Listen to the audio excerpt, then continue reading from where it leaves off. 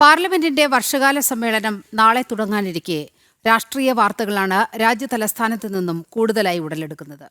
ശശി തരൂർ വിവാദം, ഇന്ത്യ മുന്നണിയിലെ ചേരിപ്പോര് എന്നിവ പ്രധാന വാർത്തകളായി. സി സദാനന്ദൻ മാസ്റ്ററുടെ സത്യപ്രതിജ്ഞയാണ് നാളെ നടക്കാനിരിക്കുന്ന പ്രധാന വാർത്ത. ഡൽഹിയിൽ നിന്നും എസ് ശ്രീകാന്ത് തയ്യാറാക്കിയ റിപ്പോർട്ട് കാണാം.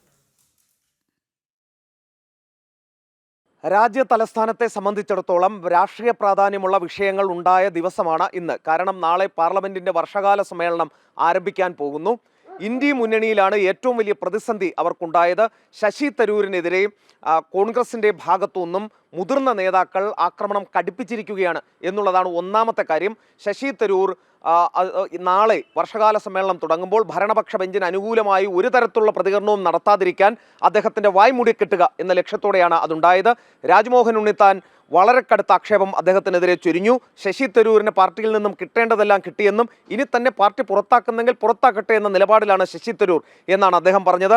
കൊടിക്കുന്നിൽ സുരേഷും രൂക്ഷ വിമർശനം നടത്തി. തരൂരതിന് മറുപടിയും പറഞ്ഞു എന്നുള്ളതാണ് പ്രധാനപ്പെട്ട കാര്യം.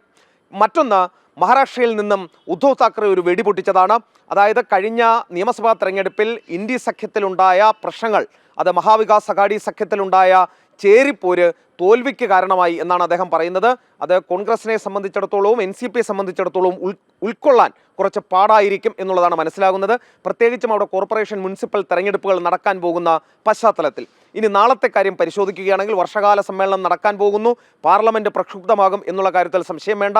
ഇതിനോടകം തന്നെ പ്രതിപക്ഷം വിവിധ വിഷയങ്ങൾ പൊടിതട്ടിയെടുത്തിട്ടുണ്ട്.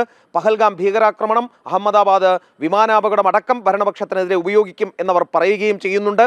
അതിനാൽ തന്നെ ഭരണപക്ഷം ഇതിനെ എങ്ങനെ പ്രതിരോധിക്കും എന്നുള്ളതും കാത്തിരുന്ന് കാണാം. മറ്റൊന്ന്, കേരളം കാത്തിരിക്കുന്ന സി സദാനന്ദൻ മാസ്റ്ററുടെ സത്യപ്രതിജ്ഞയാണ്. 4 രാജ്യസഭ നോമിനേറ്റഡ് അംഗങ്ങളിൽ ഒരാളായി സി സദാനന്ദൻ മാസ്റ്റർ നാളെ സത്യപ്രതിജ്ഞ ചെയ്ത് അധികാരമേൽക്കും. അത് ഏവരും BJP പ്രവർത്തകർ മാത്രമല്ല, കേരളം ഒന്നാകെ കാത്തിരിക്കുന്ന സംഭവമാണ്. രാവിലെ 9:30 കേരള ഹൗസിൽ നിന്നും അദ്ദേഹം പുറപ്പെടും. BJP നേതാക്കൾ, കേന്ദ്രമന്ത്രിമാരടക്കം എല്ലാവരും അദ്ദേഹത്തിനൊപ്പം ഉണ്ടാകും എന്നാണ് മനസ്സിലാക്കുന്നതും. എന്തായാലും ജനം TV അതിൻ്റെ തത്സമയ സംപ്രേഷണം ഉറപ്പാക്കുകയും ചെയ്തിട്ടുണ്ട്.